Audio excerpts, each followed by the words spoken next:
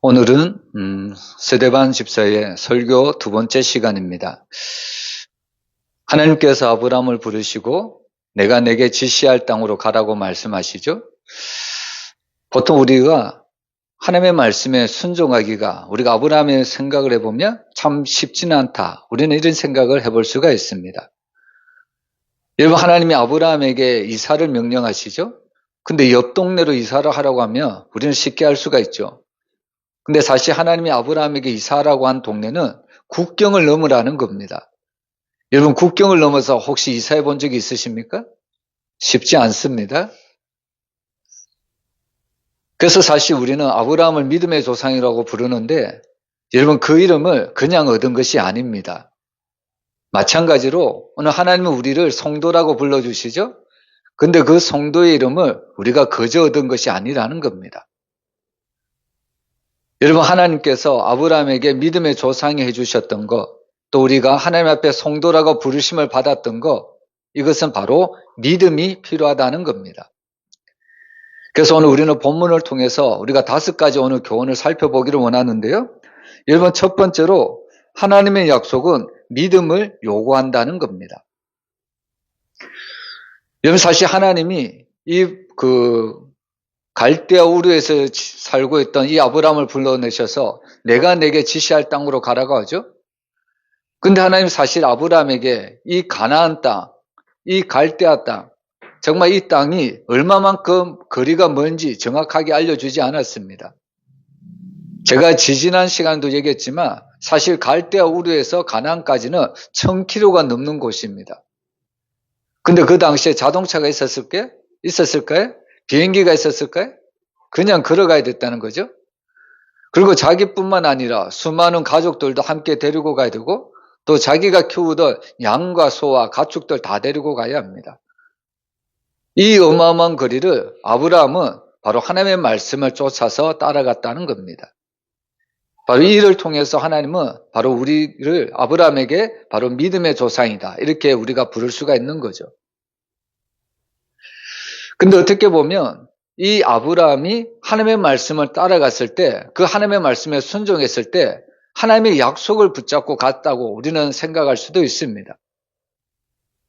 근데 오늘 스데반이 한 말씀을 보면 어떻게 아브라함이 과연 이 하나님의 말씀에 약속을 믿고 쫓아갔을까? 오늘 우리는 스데반의 설교를 통해서 우리가 다시 한번 생각해 볼 필요가 있습니다.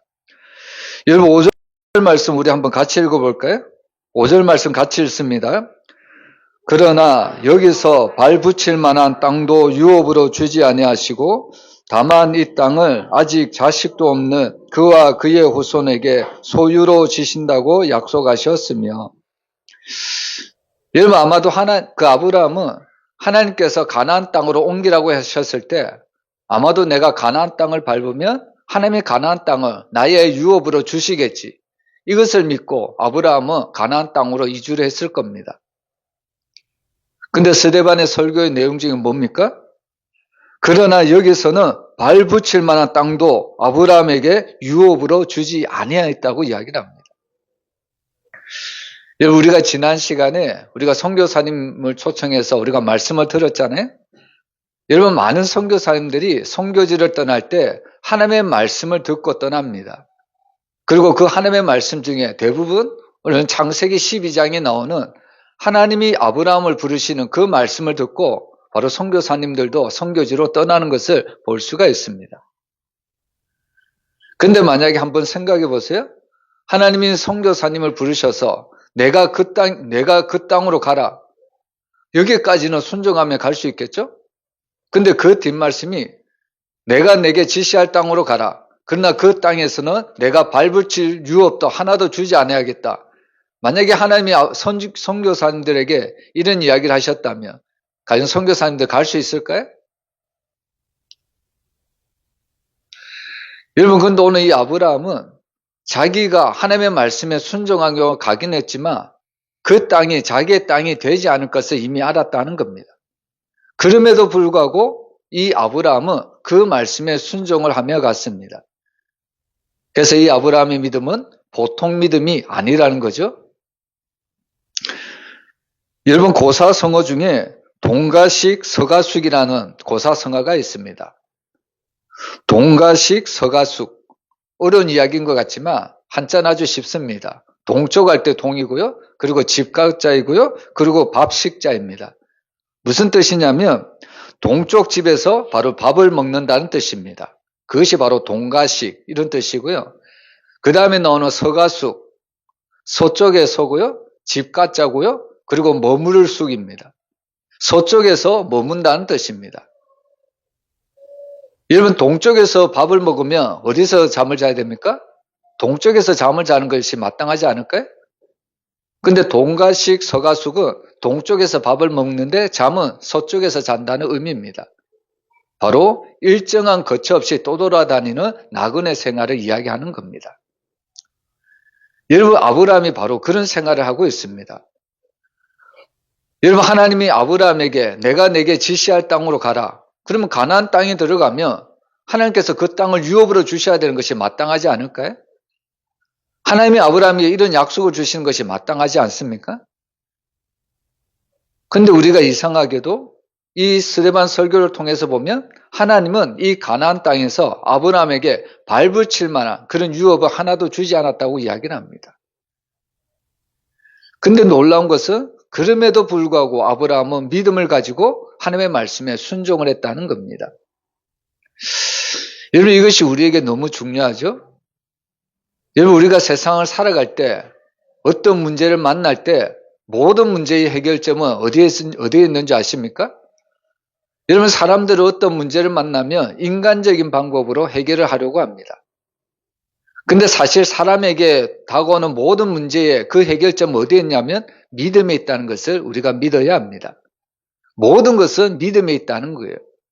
믿음만 있다면 우리에게 태산같이 큰 어려움이 와도 우리는 그 어려움을 이겨나갈 수가 있다는 겁니다.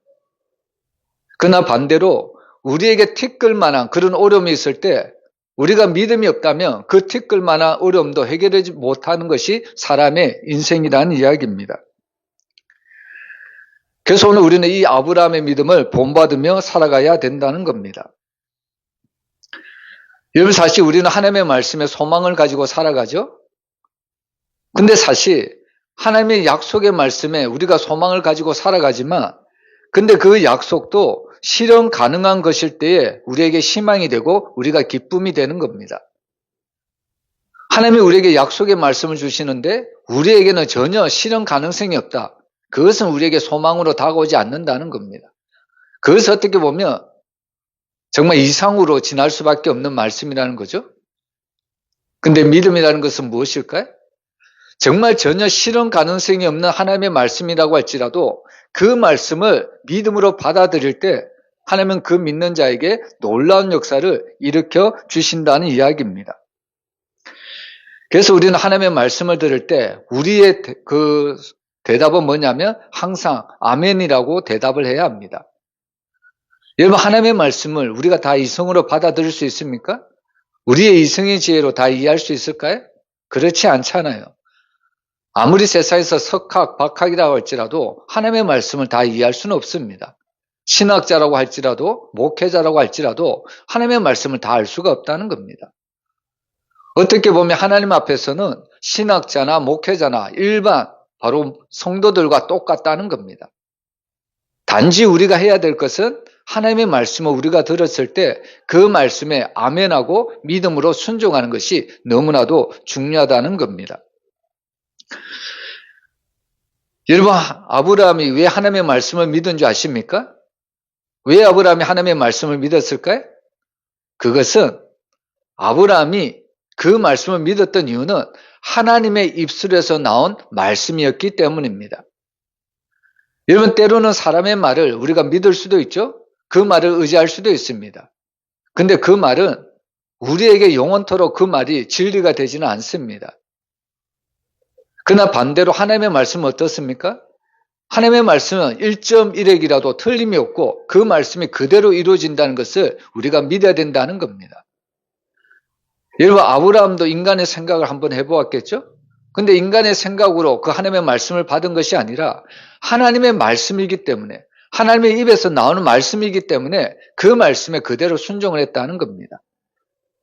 여러분, 저와 여러분에게도 이런 믿음이 있기를 주의 이름으로 축원합니다. 이것이 바로 참된 신앙인의 모습이라는 겁니다. 여러분, 예수님이 나사로를 살려주셨을 때를 우리가 한번 생각해 보기를 원합니다. 여러분, 예수님이 나사로를 사랑하셔서 마르다와 마리아를 사랑하셔서 이 나사로를 그저 살려주신 것이 아닙니다. 여러분, 예수님은 먼저 이 죽은 나사로 가정을 방문하면서 마르다에게 자신은 부활이요 생명임을 밝히십니다. 그러면서 마르다에게 내가 이것을 믿느냐 이렇게 질문을 던지죠.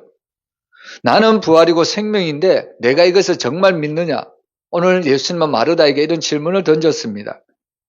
그때 마르다가 무엇을 이야기하냐면 주님, 내가 이것을 믿나이다 이런 고백을 합니다. 이 고백을 들은 후에 예수님은 나사로를 살려주셨다는 이야기입니다. 우리는 이것을 통해서 무엇을 알 수 있냐면 결국 우리 인생의 모든 문제는 믿음만이 해결이고 믿음만이 해답이라는 것을 우리가 깨달을 수가 있습니다. 여러분, 어린아이라고 할지라도 그 마음에 주님이 있다면, 주님이 주신 믿음이 있다면 어린아이에게 닥치는 모든 어려움도, 자그마한 어려움도 이겨나갈 수가 있다는 겁니다. 마찬가지로 우리가 장성한 사람으로서 우리 앞에 어떤 큰 어려움이 만난다고 할지라도 우리에게 정말 겨자씨만한 믿음이 있다면 우리는 모든 어려움을 이겨나갈 수가 있다는 이야기죠.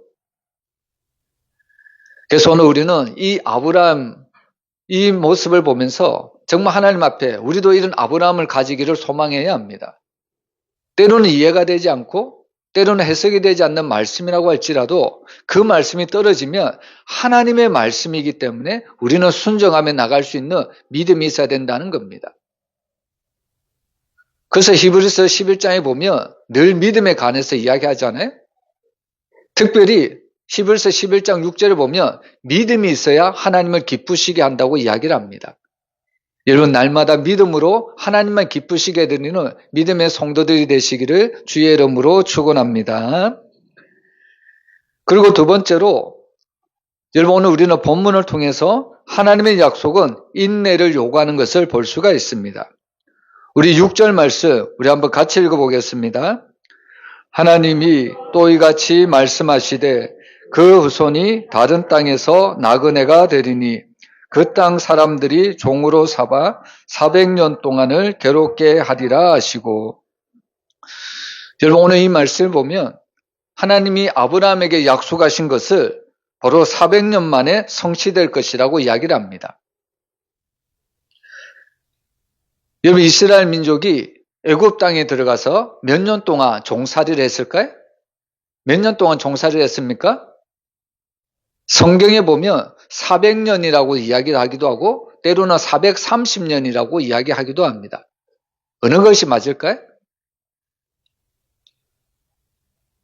여러분, 이스라엘 백성이 애굽 땅에서 거주한 지는 몇 년이 될까요?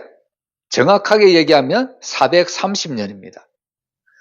그러면 이스라엘 민족이 애굽 땅에서 노예된 생활을 한 지는 몇 년이 될까요? 400년입니다. 그러면 30년은 어떤 기간이었을까요? 요셉이 애굽에서 국무총리가 되어서 다스렸던 그런 시대입니다. 여러분, 요셉이 국무총리가 되어서 애굽을 다스릴 때는 이스라엘 백성들이 종으로서 살았던 것이 아니죠. 그래서 그 30년은 평안한 시대였습니다. 근데 요셉이 죽고 난 후에 바로 400년 동안 이스라엘 민족이 애굽에서 종된 살이를 했다는 이야기입니다. 근데 사실 우리가 한번 생각해 보면 이 말씀도 도무지 아브라함으로서는 믿을 수 없는 말씀입니다. 여러분, 하나님은 이미 이 아브라함에게 400년 후에 이런 일이 일어날 것이라고 예언을 했다는 겁니다. 여러분, 사실 우리는 1년 후에 일어난 일도 우리가 잘 믿지 못하잖아요. 여러분, 이 세상에 어떤 예언가가 있어서 1년 후에 어떤 일이 일어날 것이다. 여러분, 사실 그 예언을 믿을 수 있겠습니까? 근데 오늘 하나님은 아브라함에게 자그마치 400년이나 되는 후에 일어날 일들을 이야기하고 있다는 겁니다. 근데 아브라함은 믿었을까요? 안 믿었을까요? 믿었다는 겁니다. 여러분, 사실 이 믿음이라는 것은 그 요소 가운데 보면 인내라는 요소가 들어가 있습니다. 여러분, 인내하지 않으면 절대로 우리가 하나님의 말씀을 믿을 수가 없다는 겁니다. 유대인들 중에 내려오는 재밌는 이야기가 있습니다. 어떤 랍비가 하나님께 질문합니다. 하나님께는 100만 년의 세월이 얼마나 됩니까? 랍비가 하나님께 물었습니다. 그래서 하나님이 대답하기를, 하나님께는 이 100만 년의 세월을 하나님께는 단 1초만 걸린다, 이런 이야기를 했다는 겁니다. 그러자 랍비가 또한 질문합니다. 황금 100만 톤의 무게는 단 1g에 불과하겠네요, 이렇게 질문했다는 거죠. 그때 하나님은 당연하다, 이런 이야기를 했습니다. 그래서 이 이야기를 들은 랍비는 하나님 앞에 이런 이야기를 합니다. 그렇다면 제게 황금 1g만 주십시오, 이런 이야기를 했죠. 이 이야기를 들은 하나님은 랍비에게 이런 대답을 합니다. 내가 너에게 1g만 황금만 주겠다. 대신에 단 1초만 기다리라, 이런 하나님께서 대답을 했다는 겁니다. 여러분, 사실 이 이야기를 우리가 깊이 한번 생각해 보면, 여러분, 이 이야기는 우리가 정말 이 이야기를 가볍게 들을 수 있는 이야기가 아닙니다. 여러분, 하나님께는 100만 년의 세월이 얼마면 걸리면 된다고 이야기하십니까? 1초면 된다고 이야기를 합니다. 그리고 사람에게는 황금 100만 톤의 무게는 하나님께는 단 1g에 불과하다는 이야기입니다. 그래서 랍비는 하나님 앞에 1g만 그 황금을 구했다는 겁니다. 1g은 단순히 1g이 아니고 앞에서 얘기한 황금 100만 톤을 의미하는 겁니다. 그럴 때 하나님은 이 랍비의 이야기를 듣고 기다려라. 몇 초만 기다리라고요? 1초만 기다려라. 그러면 그 1초가 우리가 생각하는 1초일까요? 100만 년을 기다리라는 이야기입니다. 내가 하나님 앞에 무엇을 구했는데 하나님은 우리에게 1초만 구하라고 기다리라고 합니다.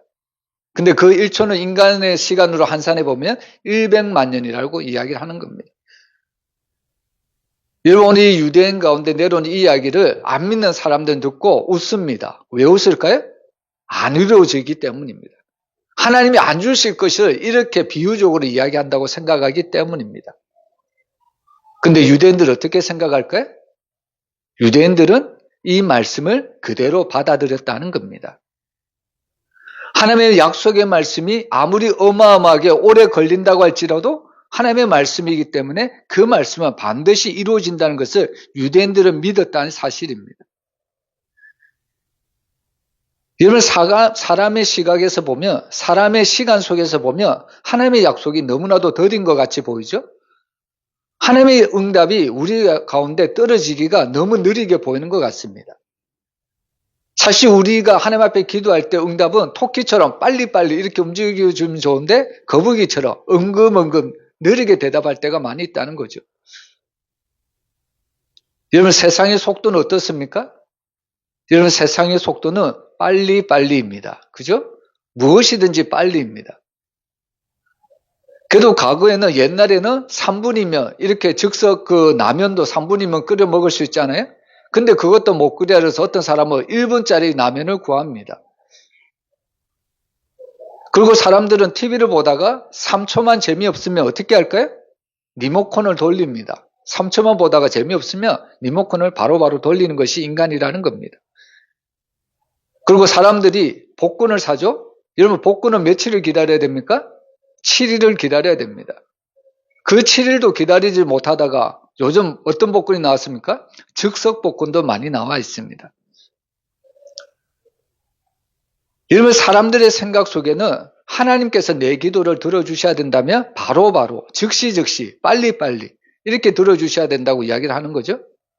그리고 그 기도를 하나님께서 빨리 응답해 주시지 않으면 하나님께서는 내 기도를 응답해 주시지 않는 모양이다, 이런 생각할 때가 너무나도 많이 있다는 겁니다. 여러분, 그렇지 않습니다. 여러분, 하나님께서 우리가 기도한 그것을 반드시 응답해 주신다는 것을 믿어야 합니다. 때로는 그 응답이 느릴 수도 있습니다. 근데 그 느리다는 것은 우리의 생각에, 우리의 관점으로 느린 거지, 하나님께서는 가장 적절한 때에 우리의 기도를 응답해 주심을 믿으시길 바랍니다. 그래서 우리가 신앙생활 하는 것은 항상 인내가 필요합니다. 여러분, 우리 그리스도인들에게서 가장 큰 뭐랄까요? 질문이 뭘까요? 우리가 신앙생활 하면서 하나님 앞에 드리고 싶은 가장 큰 질문은 뭡니까? 모든 성도들이 하나님 앞에 드려야 될 가장 공통적인 질문은 아마도 이거겠죠? 예수님은 왜 아직 오시지 않았습니까? 왜 오시지 않습니까? 우리는 이런 질문을 던질 때가 너무나도 많이 있습니다. 주님께서 예수님의 재림을 약속하셨다면 이 땅에 빨리 예수님이 오셔야 되는 거 아닙니까? 우리는 그런 의문을 가지고 주님 앞에 던질 때가 너무 많은 거죠. 근데 베드로 사도가 뭐라고 이야기합니까? 베드로 사도는 이야기하기를 모든 사람이 멸망하지 않고 구원받기 위해서 천년을 하루같이 기다리시기 때문이라고 우리에게 말씀하고 있습니다. 여러분, 하나님은 한 영혼이라도 예수를 믿고 구원받기를 원하고 있다는 겁니다. 근데 우리는 빨리빨리 예수님 오셔서 우리는 빨리빨리 천국 구경도 하고 천국 관광도 가보고 싶고 천국에서 누리는 모든 영광을 다 누리고 싶어하는 것이 성도들의 마음입니다. 물론 그것이 잘못된 것이라고 이야기는 할 수는 없지만 그러나 신앙생활은 이 땅을 살아가는 우리들에게는 인내의 시간이 필요하다는 겁니다. 여러분, 왜 하나님이 우리에게 인내의 시간을 주냐면 로마서 5장 3절과 4절에 보면 우리가 환난 중에도 즐거워하나니 이는 환난은 인내를, 인내는 연단을, 연단은 소망을 이루는 줄 알미로다라고 이야기를 하고 있습니다. 여러분, 결국 인내를 통해서 하나님은 우리에게 무엇을 주시려고 하냐면 소망을 주시기를 원하고 있다는 겁니다. 소망. 여러분, 바로 즉시 이루어진다고 생각해 보세요. 여러분, 하나님께 대해서 소망을 가질 수 있겠습니까? 당장 내 뜻대로 이루어지지 않기 때문에 결국에 우리가 하나님을 의지하고 하나님만 바라보며 하나님 나라를 소망하며 살아갈 수 있는 거 아닙니까? 그리고 또 왜 우리가 인내를 해야 될까요? 결국 인내는 그리스도인들에게 성숙을 가져다 주기 때문입니다. 여러분, 내 뜻대로 된다고 한번 생각해 보세요. 그러면 세상에는 하나님의 말씀대로 살아가는 사람이 아니라 정말로 내가 원하는 삶만 살아가는 사람들이 가득할 겁니다.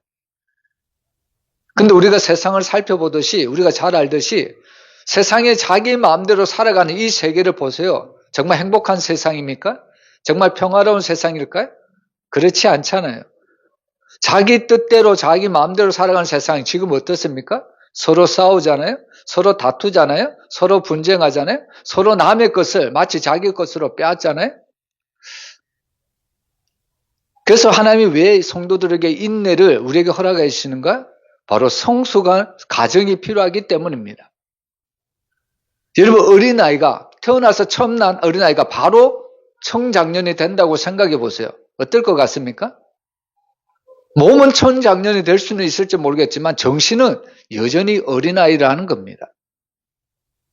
여러분, 하나님이 우리 그리스도인들에게 이런 인내를 주시는 것은 하나님의 성도들과 함께 그리스도인들과 함께 한 단계 한 단계 성숙해가는 그런 과정이 필요하기 때문입니다. 그래서 때로는 하나님은 우리에게 인내를 요구하시고 때로는 그 가운데 우리를 징계를 하시는 거죠. 징계를 왜 합니까? 하나님의 자녀로 만들어가기 위해서입니다. 하나님의 자녀답게 살아가기 위해서, 성숙하게 살아가기 위해서 하나님을 만들어 가시는 과정이라는 겁니다.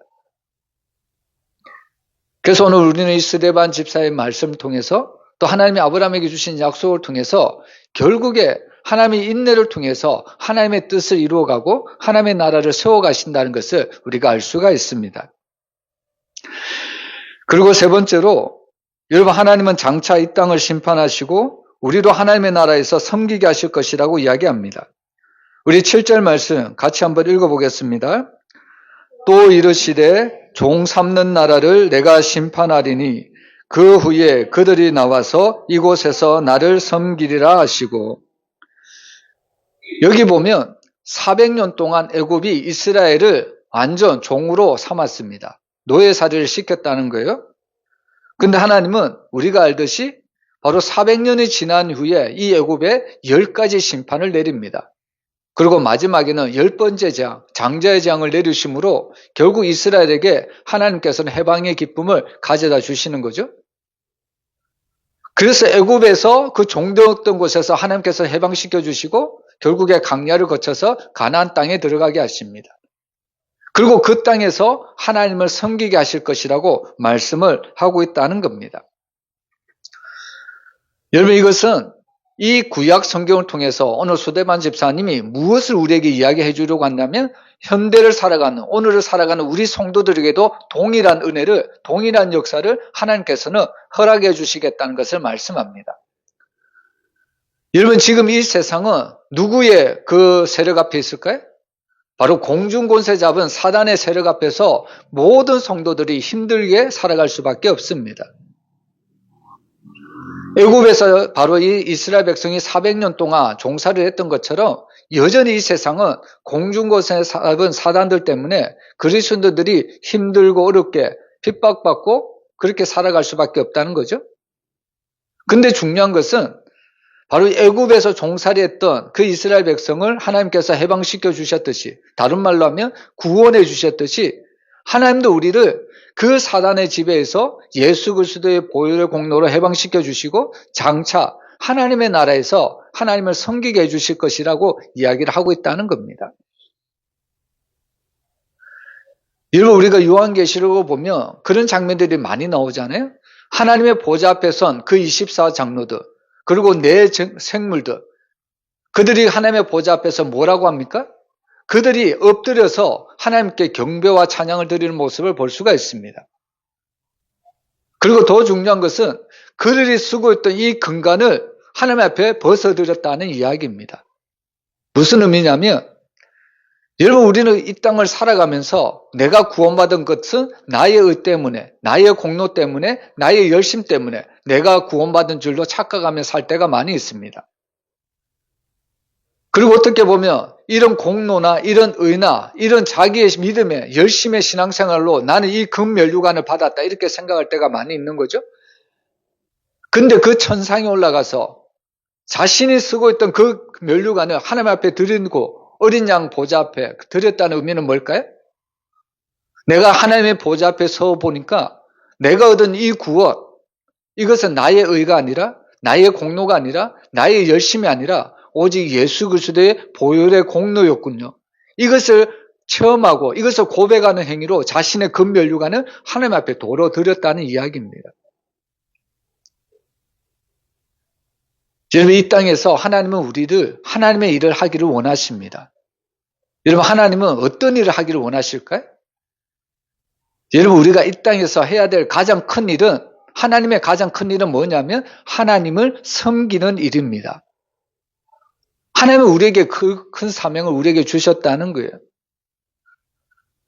여러분, 정말로 우리가 하나님의 은혜로 예수 그리스도의 보혈의 공로로 구원받았다는 것을 믿는다면 우리는 하나님을 섬기되 마치 노예처럼 억지로 섬기는 것이 아니라 기쁨으로 감사한 마음으로 자원하는 마음으로 우리는 하나님을 섬길 수가 있다는 겁니다. 여러분, 이 교회가 그냥 세워진 교회가 아닙니다. 여러분, 이 교회는 어떻게 보면 성도들이 몇 분이 모여서 또 성도들 몇 분이 열심을 내어서 또 성도들이 낸 헌금으로 이 교회가 세워가는 것 같지만, 물론 그것도 맞지만 더 중요한 것은요, 교회가 세워질 수밖에 없는 가장 원초적인 이유는 예수 그리스도의 피값으로 이 교회가 세워졌다는 이야기입니다. 우리는 그것을 잊어서는 안 되는 거예요. 우리가 그것을 믿는다면, 주님의 피값으로 이 교회를 세워주셨다는 것을 믿는다면 우리는 이 교회를 감사함으로 섬길 수가 있는 거죠. 열심으로 섬길 수가 있는 거예요. 충성으로 섬길 수가 있는 거예요. 우리가 장차 하나님의 나라에 가서도 우리가 하나님을 섬기듯이 우리도 이 땅에서 주님의 피값을 세우신 교회를 위해서 우리가 충성되이 섬길 수가 있다는 겁니다. 여러분, 기쁜 마음으로 주님의 교회를 섬기시고 또 하나님의 나라에서 섬기시기를 주의 이름으로 축원합니다. 그리고 네 번째로, 여러분, 종교적 의식만으로는 구원에 이르지 못한다고 이야기를 합니다. 8절에 보면 할례의 언약을 아브라함에게 주셨더니 그가 이삭을 낳아 8해 만에 할례를 행하고 이삭이 야곱이 우리 12조상을 낳았다고 이야기를 하고 있습니다. 여러분, 하나님이 아브라함에게 언약을 주시는데 이 언약을 흔히 할례 언약이라고 이야기를 합니다. 여러분, 하나님이 아브라함에게 할례 언약을 주신 이유가 뭘까요? 너희가 할례를 받으면 구원을 받을 것이다. 하나님께서 이런 목적으로 이 할례를 주셨나요? 그렇지 않잖아요. 너희가 구원받은 증표로 바로 할례를 주셨다는 겁니다. 이것이 바꿔져서는 안 됩니다. 선후가 뒤바뀌어져서는 안 된다는 거예요. 근데 유대인들은 선후가 뒤바뀌어져 버렸습니다. 무슨 이야기냐면 할례를 받아야만 구원을 받는다고 생각했기 때문입니다.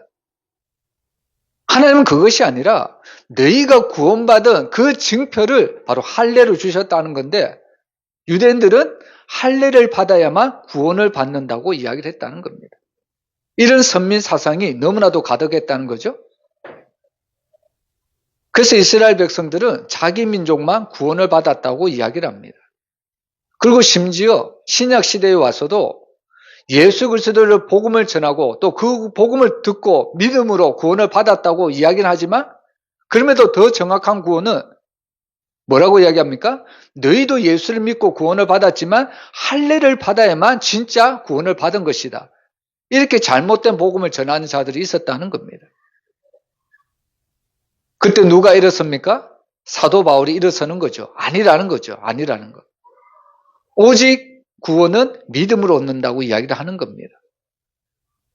그리고 이 사도 바울의 이 증언에 누가 일어섰냐면 그 당시에 이 초대교회의 가장 큰 유력한 지도자였던 바로 야고보. 이 야고보가 일어나서 이 바울의 사도를 다시 한번 증언해 줍니다.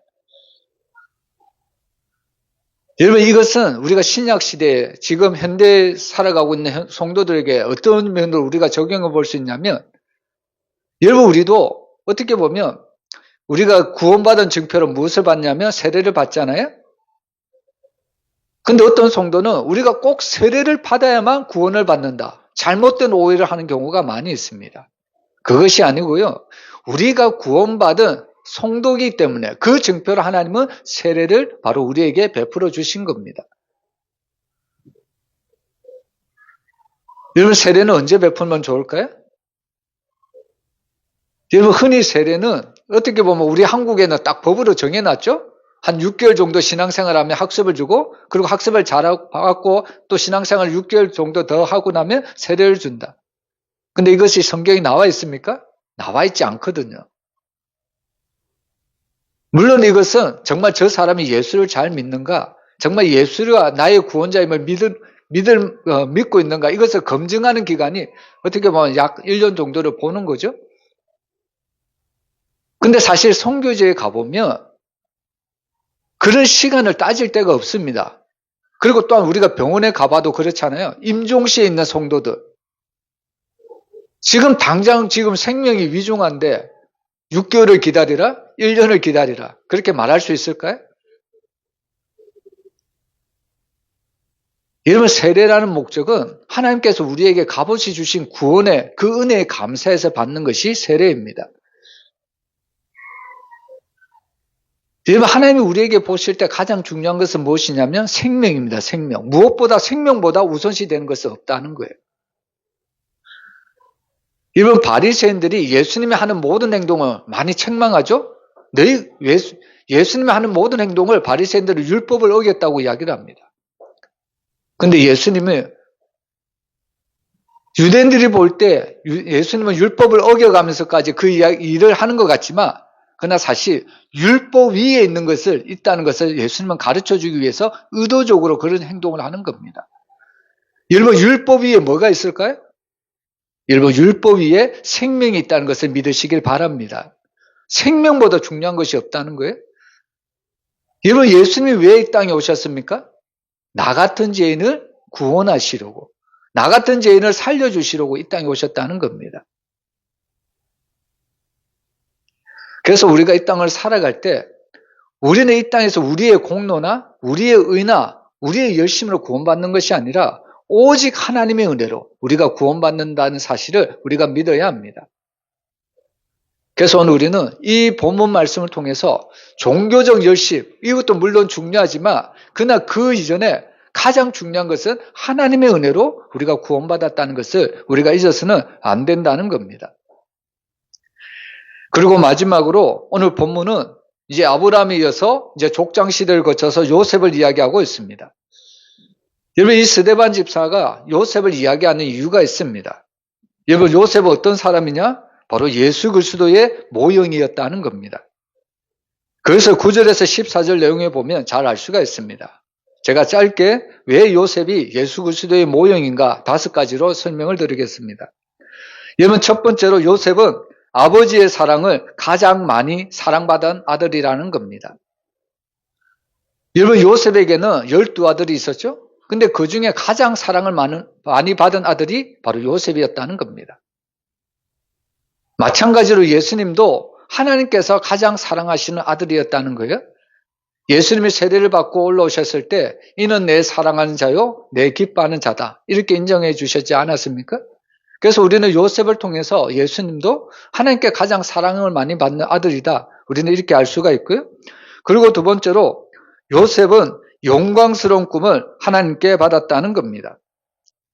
바로 이 요셉은 자신의 곡식단에 형들이 곡식단이 그 절하는 꿈을 꾸었고요, 해와 달과 별들이 자신에게 절하는 꿈을 꾸었다는 겁니다. 마찬가지로 예수님이 이 땅에 오셨을 때도요, 예수님이 이 땅에 있는 모든 사람들을 구원하시기 위해서 이 땅에 오셨다는 겁니다. 그 놀라운 하나님의 비전, 그것을 가지고 예수님이 이 땅에 오셨습니다. 그래서 우리가 잘 아는 요한복음 3장 16절에 보면 하나님이 세상을 이처럼 사랑하사 독생자를 주셨으니 이는 저를 믿는 자마다 멸망치 않고 영생을 얻게 하려 하심이니라. 바로 이 사명을 가지고 예수님이 이 땅에 오셨다는 겁니다. 그리고 세 번째로 우리는 요셉을 통해서, 여러분, 요셉은 형들의 시기로 인해서 바로 애굽의 종으로 팔려가는 고난을 당했다는 겁니다. 여러분, 예수님도 마찬가지죠. 여러분, 예수님의 십자가에 못 박아 주신 사람은 로마 병정들이 아닙니다. 빌라도가 아니에요. 유대인들의 시기였다는 겁니다. 유대인들의 질투였다는 겁니다.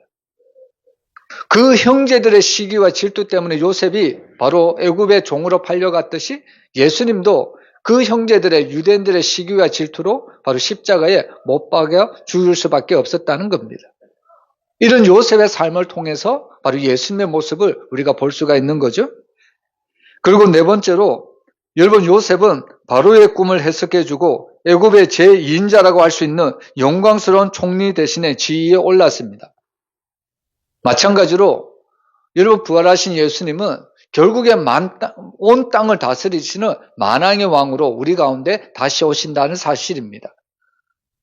빌립보서를 보면 하나님이 예수님을 어떻게 하셨느냐? 지극히 높이셨다고 이야기를 합니다.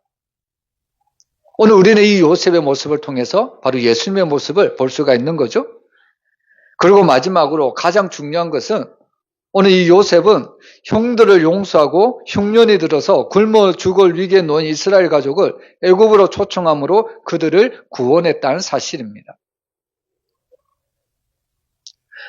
여러분, 하나님이 왜 요셉을 이 애굽의 종으로 팔리게 하셨을까요? 그것은 하나님의 원대한 꿈과 원대한 계획이 있었다는 겁니다. 결국에 이 요셉을 통하여 이스라엘 민족을 구원하시기 위한 하나님께서 원대한 계획과 꿈을 위해서 이미 오래전에 요셉을 애굽의 종으로 팔리겠다는 겁니다. 마찬가지로 하나님이 이 땅에 예수님을 보내신 이유는 결국에 예수를 통해서 온 땅에 예수 그리스도의 복음이 편만하게 증거되고 그 예수 그리스도의 복음을 통하여 생명의 역사, 구원의 역사를 일으키기 위해서 바로 요셉을 이 땅 가운데 보내주셨다는 사실입니다. 여러분, 저는 하나님께서 이 땅에 두신 성도들이 바로 이런 요셉과 같은 삶을 살아가야 된다고 믿습니다. 무슨 말이냐면 요셉이 예수님의 삶을 예표하며 살아갔듯이 오늘 우리들의 삶도 예수 그리스도를 예표하는 그런 삶을 살아가야 된다는 이야기입니다. 안 믿는 사람들이 성도들의 모습을 보고 예수님을 볼 수가 있어야 된다는 이야기죠. 성도들의 삶을 보고 예수 그리스도가 나의 구원자이심을 증거되는 그런 삶을 살아가야 된다는 겁니다. 여러분, 이 땅에 많은 그리스도인들이 있습니다. 한번 스스로 생각해 보세요. 나는 과연 예수 그리스도의 모형된 삶을 살고 있는가? 나는 예수 그리스도를 예표하는 삶을 살고 있는가? 정말 나를 통해서 안 믿는 불신자들이 내 안에 계신 예수님을 발견할 수 있는가? 우리는 이 말씀을 오늘 말씀을 통해서 우리의 교훈으로 삼아야 된다는 이야기입니다. 여러분, 우리는 스데반 집사의 설교를 통해서 5가지 교훈을 받았죠? 하나님의 약속은 믿음을 요구하고요, 또 인내를 요구하고, 또 하나님은 장차 이 땅을 심판하시고 우리로 하나님의 나라에서 섬기게 하시고요, 그리고 종교적 의식만으로는, 자기의 의로만으로는 구원에 이르지 못한다고 이야기를 합니다. 결국 마지막으로 이 요셉이 예수님을 대변하는 그런 믿음의 삶을 살았듯이 우리도 그런 삶을 살아가야 된다는 것을 말씀해주고 있습니다. 오늘 우리 교회가, 또 우리 사랑하는 모든 성도들이 이 요셉처럼 정말 예수 그리스도만 증거하고 또 예수 그리스도의 모습을 보여주는 그런 믿음의 성도요, 믿음의 교회로 온전히 세워지기를 주의 이름으로 축원합니다. 기도하겠습니다.